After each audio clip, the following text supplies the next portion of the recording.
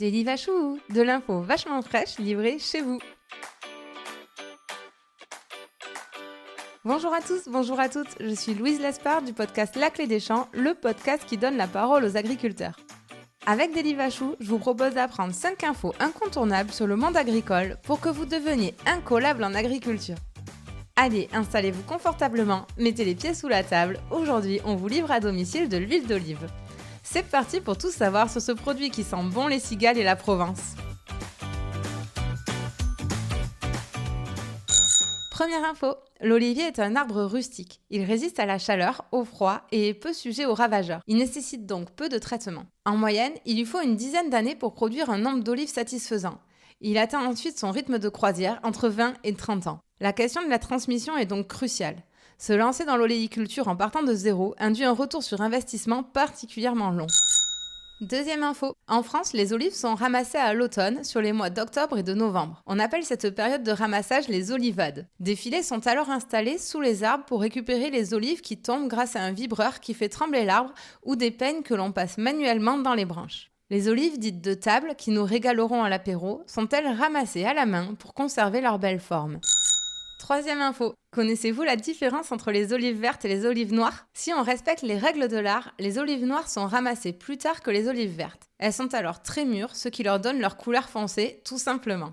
Mais pour gagner du temps et produire à moindre coût, certains fabricants se contentent de colorer les olives vertes en olives noires. Magie. Ça évite d'attendre que les olives arrivent à maturité. Pour les reconnaître, c'est relativement facile. Elles ont souvent un trou carré car elles sont dénoyautées mécaniquement et elles ont très peu de goût. Quatrième info. Une fois les olives arrivées au moulin, elles sont lavées, délicatement broyées puis malaxées afin d'en extraire le jus qui permettra de remplir les bouteilles d'huile d'olive. En moyenne, il faut compter 5 à 6 kg d'olive pour 1 litre d'huile d'olive seulement. Si les olives utilisées sont vertes, comme la plupart du temps, on parle d'huile d'olive fruitée vert. Si les olives utilisées sont noires, on parle alors d'huile d'olive fruitée noire. Et c'est déjà l'heure de notre dernière info. Comment bien choisir son huile d'olive dans les rayons ? Voici 2-3 conseils pour faire le bon choix. Tout d'abord, il faut regarder l'origine. S'il est écrit origine UE, vous pouvez être sûr qu'il s'agit d'un mélange d'huiles différentes, ce qui n'est pas forcément bon signe. Ensuite, il est conseillé de privilégier les huiles d'olive vierges extra. Cette nomination a été fixée par la législation européenne et garantit un procédé de fabrication à froid et sans traitement chimique. Cela garantit pas une qualité de goût, mais c'est un bon début. Enfin, si l'huile d'olive est fabriquée dans les règles de l'art, elle contient sur la bouteille une date de récolte, ce qui montre qu'elle est fabriquée à partir d'olives fraîches, gage de qualité.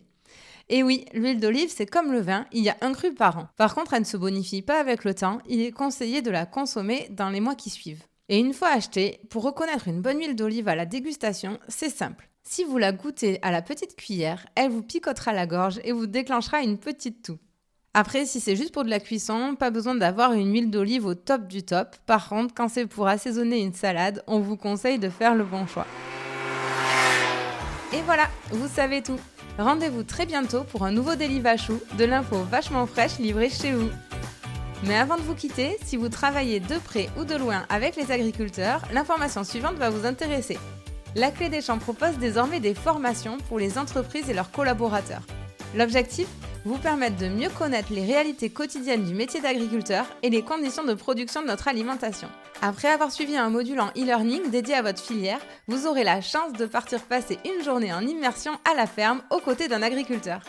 Pour plus d'infos et inscriptions, rendez-vous sur www.laclédeschamps-podcast.fr. À très vite!